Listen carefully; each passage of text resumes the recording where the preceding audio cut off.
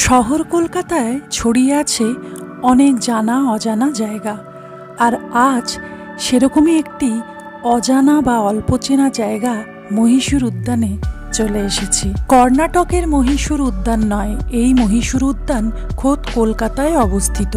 আর সবুজে মোড়া এই উদ্যানে আছে কর্ণাটক স্থাপত্যের আদলে তৈরি এক বিষ্ণু মন্দির।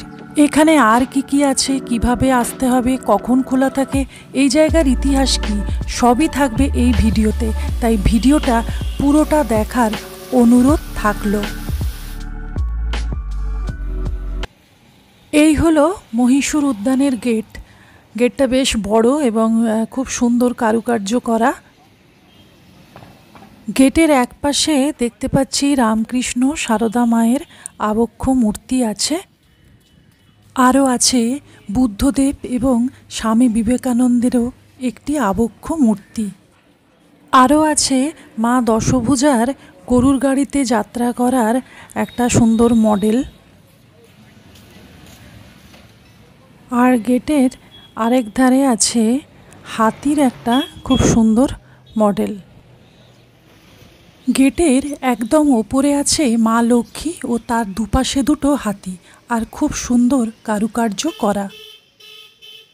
তো এবার ভেতরে ঢোকা যাক। ভেতরে ঢুকেই দেখতে পেলাম ফুল, ফল ও বিভিন্ন বাহারি গাছ দিয়ে সাজানো একটি বাগান, আর অদূরেই শ্বেত শুভ্র মন্দির।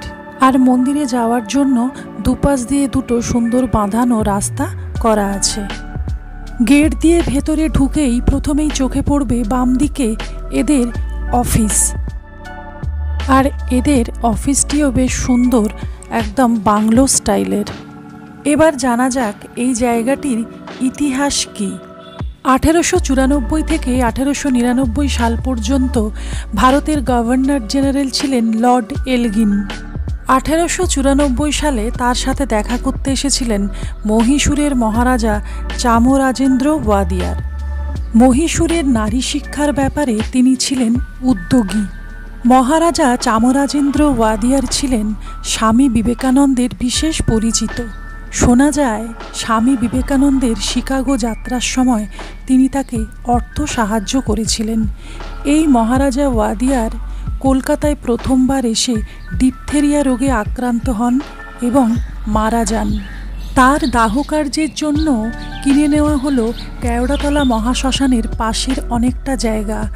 আর এই হলো সেই জায়গা যেখানে তৈরি হলো রাজঘাট ও তৈরি হলো একটি বিষ্ণু মন্দির। আর এই হলো কেওড়াতলা মহাশ্মশান, দেখতেই পাচ্ছেন। আর তার পাশেই এই মহীশূর উদ্যান এবং বিষ্ণু মন্দিরটি। এই রাজঘাট, বিষ্ণু মন্দির, উদ্যান দেখাশোনা করতেন মহীশূরের রাজ পরিবার। কিন্তু 80-র দশকে এই রাজ পরিবার এই পুরো এলাকাটি দেখভালের দায়িত্ব তুলে দেন কলকাতা পুরসভার হাতে। এই উদ্যান চত্বরে পুরোহিত, মালি ও গঙ্গার পলি তোলার জন্য গঙ্গারাম বাস করতেন সপরিবারে। আর এদের মাইনে দিতেন রাজ পরিবার। পুরোহিতের মৃত্যুর পর এই জায়গাটি পরিত্যক্ত হয়ে পড়ে। পরবর্তীকালে কলকাতা পুরসভার উদ্যোগে এই মন্দিরটিকে সংস্কার করা হয়। শ্বেতশুভ্র এই বিষ্ণু মন্দিরটি কর্ণাটক স্থাপত্যের আদলে তৈরি। আর এই বিষ্ণু মন্দিরের পাশেই আছে এই শিব মন্দিরটি। এটি তৈরি করেছেন ত্রিপুরার মহারাজা। বিষ্ণু মন্দিরের ওপরের অংশের কারুকার্য খুবই সুন্দর, দেখতেই পাচ্ছেন। এবং সাদার মাঝখানে আছে কালো রঙের কোষ্ঠী পাথরের বিষ্ণুর বিভিন্ন অবতারের সব মূর্তি। এবার দেবদর্শনের জন্য যাই মন্দিরের গর্ভগৃহে। মন্দিরের গর্ভগৃহে আছে বিষ্ণুর 3 অবতারের মূর্তি, আর সব মূর্তি কোষ্ঠী পাথরে তৈরি। মূল বিগ্রহ ছাড়া গর্ভগৃহে আছে কৃষ্ণের মূর্তি, ছবি, একটা মাঝারি সাইজের ঝাড়লণ্ঠন। মন্দিরের গর্ভগৃহে আছে মহারাজা চামরাজেন্দ্র ওয়াদিয়ারের এই ছবিটি। এটা হলো মন্দিরের গর্ভগৃহের মূল দরজা। দরজাটি শালকাঠের তৈরি এবং অপূর্ব ডিজাইন, একদম অন্য ধরনের। এই মন্দির এবং মন্দির এলাকাটি খোলা থাকে সকাল 6টা থেকে দুপুর 1টা পর্যন্ত, আবার বিকেল 3টে থেকে রাত্রি 8টা পর্যন্ত। বিষ্ণু মন্দিরের পাশেই ত্রিপুরার মহারাজা নির্মিত সাদা শিব মন্দিরটিও বেশ সুন্দর। শিব মন্দিরের গর্ভগৃহে আছে দেখতে পাচ্ছি একটা শিবলিঙ্গ, আছে মা কালীর একটা ছবি, আছে লোকনাথ বাবার একটা ছবি। মন্দির প্রাঙ্গণে আছে একটা তুলসী মঞ্চ। শিব মন্দিরের পেছনেই যে সাদা রঙের একটা মন্দিরের চূড়া দেখা যাচ্ছে ওটা হচ্ছে কৃষ্ণকালী মন্দির, এবং তার পাশেই আছে নবরত্ন মন্দির, দক্ষিণেশ্বরের আদলে তৈরি। তো আমরা কৃষ্ণকালী মন্দিরটি দেখতে যাব। এটা 129 বছরের পুরনো, তবে নবরত্ন মন্দিরটি সারা বছরই বন্ধ থাকে, এখানে প্রবেশ করা যায় না। আর দুটি মন্দিরই এই গ্রাউন্ডের বাইরে। মন্দির কমপ্লেক্সের গ্রাউন্ড এরিয়ার মাঝখানে আছে ফোয়ারা এবং আছে ছোট ছোট ঝর্ণা, যেগুলো সব সন্ধেবেলায় চালু হয় এবং মন্দিরটিকে খুব সুন্দর আলো দিয়ে সাজানো হয়। তাই সন্ধেবেলা মন্দির চত্বরটিকে কেমন লাগে সেটাও আপনাদের সাথে শেয়ার করব। পুরো মন্দির প্রাঙ্গণটি উঁচু প্রাচীর দিয়ে ঘেরা, আর প্রাচীরের গায়ে আছে সুন্দর সুন্দর সব ছবি, আর যার দ্বারা টুকরো টুকরো কলকাতাকে তুলে ধরা হয়েছে। আছে টেরাকোটার তৈরি মা দুর্গার ছবি।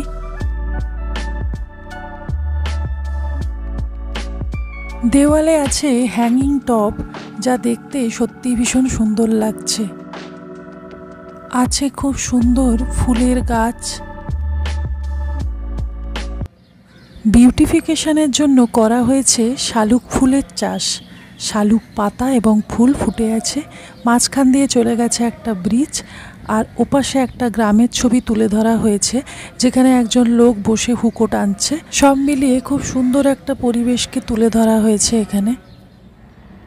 এখানে দেখুন সামনের এই গাছটিকে কত সুন্দর প্রদীপের শেপ দিয়ে কেটে রাখা হয়েছে। যাদের গার্ডেনিংয়ের শখ আছে তাদের কিন্তু এই জায়গাটা বেশ ভালো লাগবে। শুধু ফুলের গাছ নয়, আছে নানান ধরনের ফলের গাছও। যেমন দেখতেই পাচ্ছেন আঙুর গাছে আঙুর ঝুলে আছে, দেখতে ভীষণ সুন্দর লাগছে।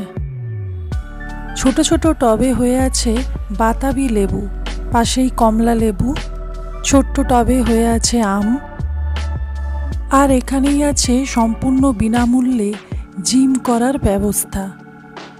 চাইলে যে কেউ এখানে নিজের মতো জিম করতে পারেন। এখানে আসবেন কিভাবে? এখানে আসার জন্য সবচেয়ে ভালো উপায় হচ্ছে কালীঘাট মেট্রো স্টেশনে চলে আসুন। চলে এলাম কালীঘাট মেট্রো স্টেশনে।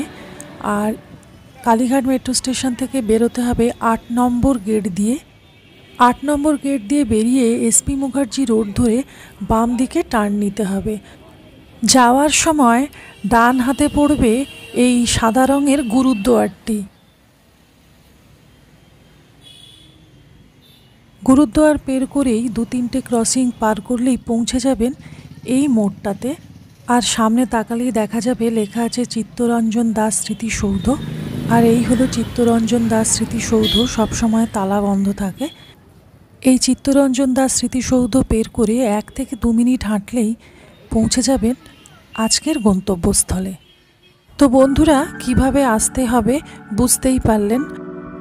তো আমি বলেছিলাম সন্ধেবেলায় এই মন্দির এবং মন্দির চত্বরটিকে কেমন লাগে সেই দৃশ্য আপনাদের সাথে শেয়ার করব। তো এখনও সন্ধে হয়নি, ততক্ষণে পাশের কৃষ্ণকালী মন্দিরটি দেখতে যাব এবং আপনাদেরও দেখাবো, তারপর আবার এখানে ফিরে আসব। এই হলো কৃষ্ণকালী মন্দিরের গেট। গেটের ভেতর ঢুকেই বাম দিকে চোখে পড়ল দেওয়াল জুড়ে কলকাতা তথা বাংলার সব টুকরো টুকরো ছবি। কলকাতার বিখ্যাত কিছু মন্দির, সৌধ, স্থাপত্য, সাধারণ মানুষের জীবনযাত্রা থেকে শুরু করে বিখ্যাত কিছু সাধকদের জীবনের টুকরো গল্প তুলে ধরা হয়েছে এই দেওয়ালে। আর দেখতেই পাচ্ছেন কেওড়াতলা মহাশ্মশানের ঠিক পেছনেই এই কৃষ্ণকালী মন্দিরটি। মন্দিরটি প্রায় 129 বছরের পুরনো। তো দেখতেই পাচ্ছি মন্দিরটি সম্পূর্ণ গ্রিল দিয়ে ঘেরা এবং তালা বন্ধ করা আছে। তো আমাদের বাইরে থেকেই বিগ্রহ দেখতে হবে। এই বিগ্রহে কৃষ্ণ এবং কালীর রূপ ধরা পড়ে। এই মন্দিরটি কলকাতার একমাত্র কৃষ্ণকালী মন্দির। আবার চলে এসেছি মহীশূর উদ্যানে। এখন 6:45 বাজে। মন্দির চত্বরটা পুরোটাই আলোয় সেজে উঠেছে, আর সবচেয়ে সুন্দর লাগছে এই ঝর্ণাগুলো। জল পড়ছে, সেই সাথে সাথে লাইটিংয়ের কালারগুলো চেঞ্জ হচ্ছে, তো ভীষণই সুন্দর লাগছে। পুরো এরিয়াটার ছোট্ট মাঠের মাঝখানে আরেকটা ফোয়ারা চলছে, আর মন্দিরটিও আলোয় সেজে উঠেছে। ফোয়ারা, মন্দির সব কিছু নিয়ে ভীষণ সুন্দর লাগছে জায়গাটা।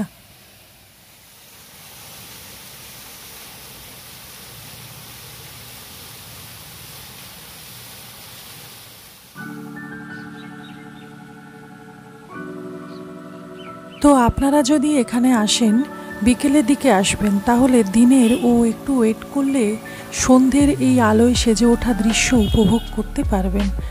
তো আজকের ভিডিও এতটাই। আবার আসবো অন্য কোনো জায়গার ভিডিও নিয়ে, তাই চ্যানেলটিকে কিন্তু সাবস্ক্রাইব করতে ভুলবেন না।